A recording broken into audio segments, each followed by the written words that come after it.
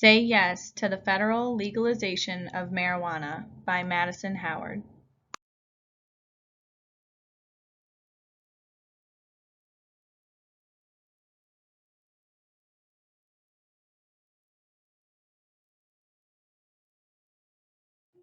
This topic is considered taboo by many, and you might be thinking that yourself. So I would like to share a TED Talk with you to ease you into this controversial topic. The speaker is David Schmader. He is a writer and most notable for his book called Weed, the User's Guide. David has some great insight and he's also pretty funny.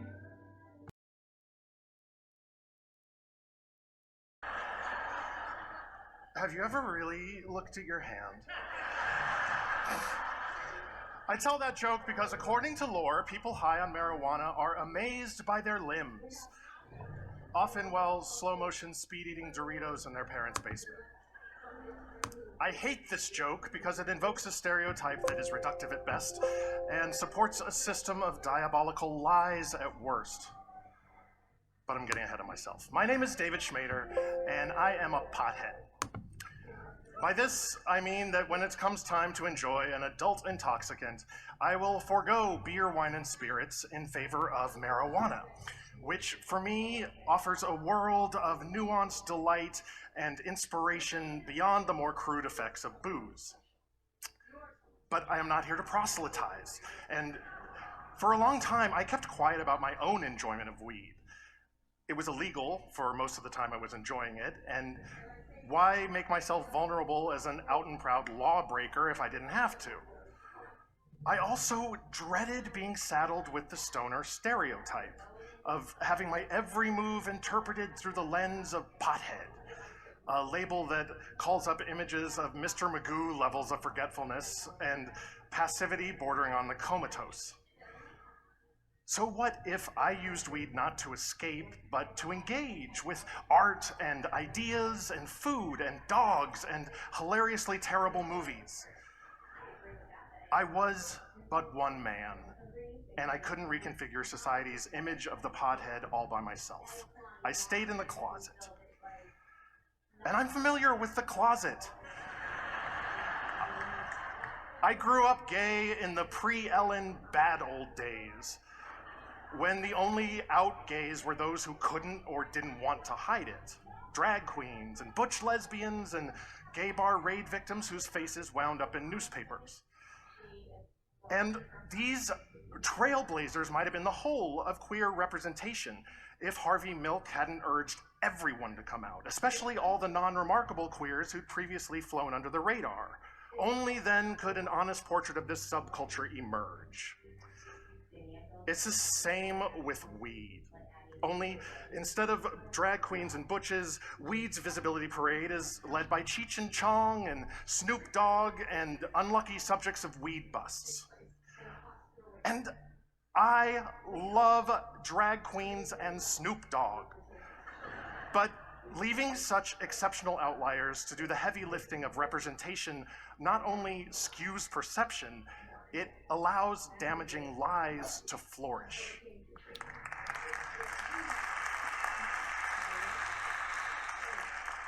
And the primary source of these lies is, unfortunately, the US government, which has strenuously vilified weed and its users for over 80 years. In 1930, the head of the Federal Bureau of Narcotics declared, and I quote, "Marijuana causes white women to seek sexual relations with Negroes and makes darkies think they're as good as white men." This type of slander presented as science was codified in 1970 when the Controlled Substances Act scheduled marijuana as a Schedule I narcotic, a designation reserved for extremely dangerous drugs with no accepted medical use. It is hard to overstate the pernicious effects of this weed's Schedule I classification. For one thing, by scheduling weed as a dangerous drug with no medical benefit, the government makes it extremely difficult to conduct research that would prove that marijuana is a not very dangerous drug with a wealth of medical benefits. For example, to study allegedly less dangerous Schedule II drugs, I'm screen recording with PowerPoint. Schedule 2 drugs like cocaine or crystal meth, allegedly less dangerous, Schedule 2. To study these drugs, scientists just whip up some crystal meth and study it. But to study Schedule 1 marijuana, researchers must be pre-approved by the FDA, apply for government-grown marijuana from the National Institute of Drug Abuse, and be temporarily deputized by the DEA, as only federal agents are allowed to handle Schedule 1 narcotics. Add to this the fact that most funding for drug research comes from the pharmaceutical industry, which views weed as a threat and has a vested interest in keeping it labeled as a dangerous drug with no medical benefits. But as patients in 24 medical marijuana states can tell you, weed has a ton of medical benefits, from quashing nausea to minimizing arthritis pain to controlling seizure disorders. And in the face of all this cognitive dissonance, with the government's lies chafing against the actual experience of humans, speaking honestly about my own weed use seemed like the least I could do. So I started doing it. I'm a writer who often writes about myself, and being honest about weed was a lot like being honest about gayness. Both called for greater specificity. Instead of saying I was on a date, say I was out with a guy. When writing about celebrating with friends, mention the bong. When I started this coming out stoner campaign, weed was still illegal where I lived. But I worked in an alternative news weekly that encouraged radical honesty and where I'd gotten high with the editor and publisher.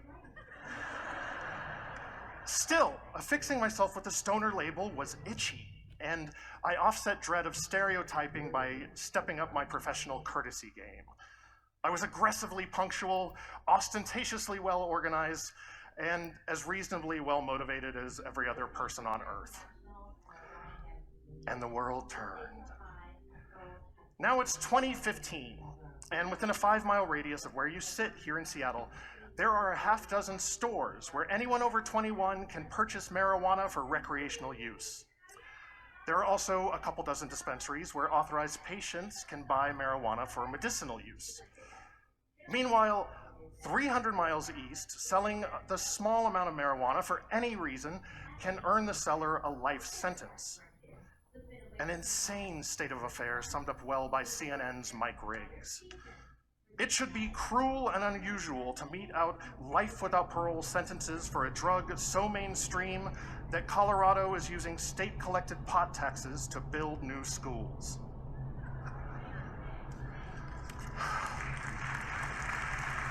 Yeah. And sorry about the note cards. I'm really bad at memorizing. So, we need to strive for integrity in our nation's pot laws, and a good first step is moving beyond the marijuana monster myths peddled by the feds.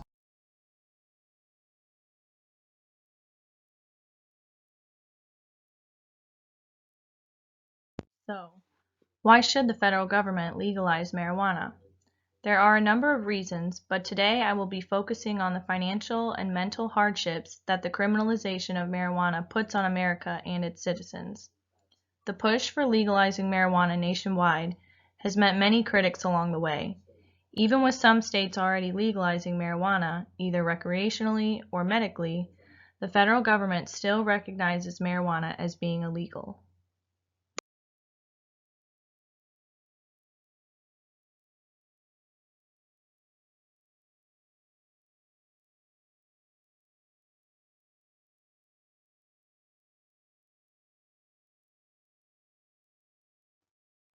Marijuana prohibition is costing our country and our fellow Americans billions of dollars every year. According to the American Civil Liberties Union, between 2001 and 2010, there were more than 8.2 million marijuana-related arrests in the U.S. The national cost is $4,390 per arrest. The other part of this story is the cost for the individual. Defending a marijuana-related arrest can cost more than $10,000.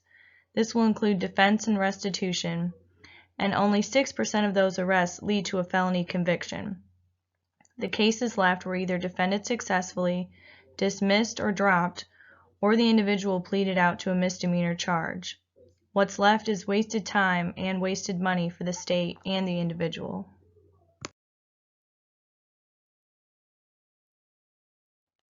Here are some reports by the American Civil Liberties Union giving further statistics of the negative effects of marijuana arrests. In 2010, half of the drug busts were for marijuana, and an individual was arrested every 37 seconds for marijuana. This is too many arrests for a non-essential threat. These arrests cause people to lose jobs and public benefits. These marijuana arrests also waste money that could be better spent for our communities.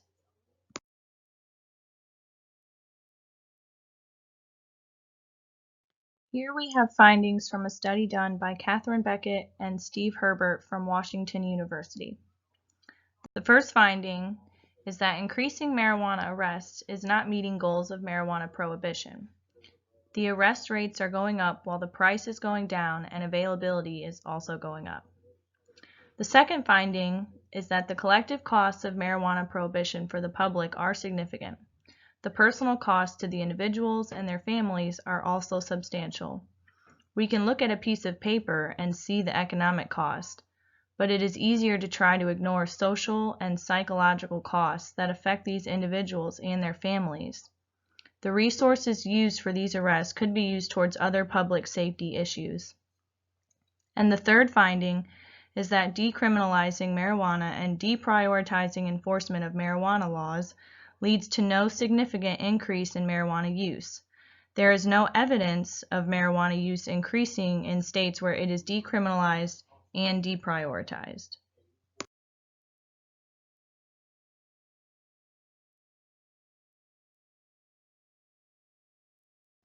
The grass really might be greener on the other side. Liberty Vitter is a market researcher, and she has some awesome numbers to show us when it comes to reaping the financial benefits of legalizing marijuana. Potential tax revenue is a popular pro-legalization argument, and for good reason. On the right, we have a graph comparing the projected tax revenue and actual tax revenue in 2018 for a handful of the states where marijuana is legal for recreational use. The majority of the states surpassed their projections. And in the bottom left, we have a visual showing us that Colorado surpassed its projections just a few years after it legalized marijuana. It might take some states a little longer to hit the projection, but that's okay. It's still progress. This is a new concept, and we're still working out the kinks, but this could be a real triumph for the U.S. economically and societally.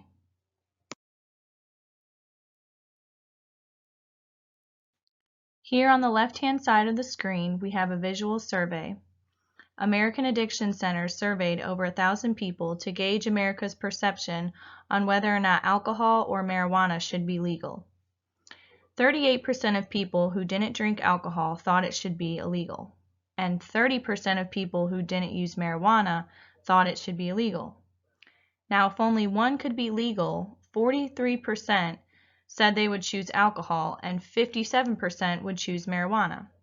This is only random public opinion, but it says a lot about the shifting perception of marijuana to the general public. On the right, we have a 2019 map of state marijuana laws.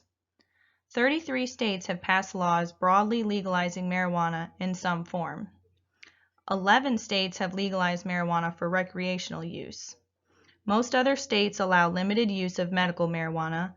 These medical marijuana laws do vary depending on the state. Some states have at least decriminalized the possession of small amounts of marijuana. So why is it that in some parts of our nation marijuana is completely legal, while in some states an individual can wind up in jail? We are on the right track, and now it is time to make the change.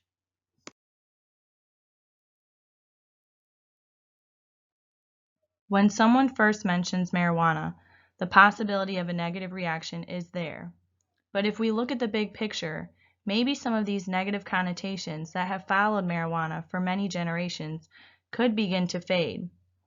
The resources that our government is putting into the crime associated with marijuana could be used for so many other things, such as public education, healthcare, and recreations.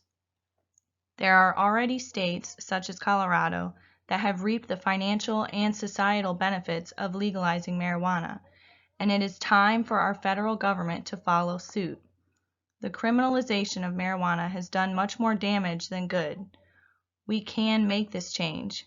We need this change for the betterment of our society as a whole. Over 50% of Americans support legalization, and you can be part of that.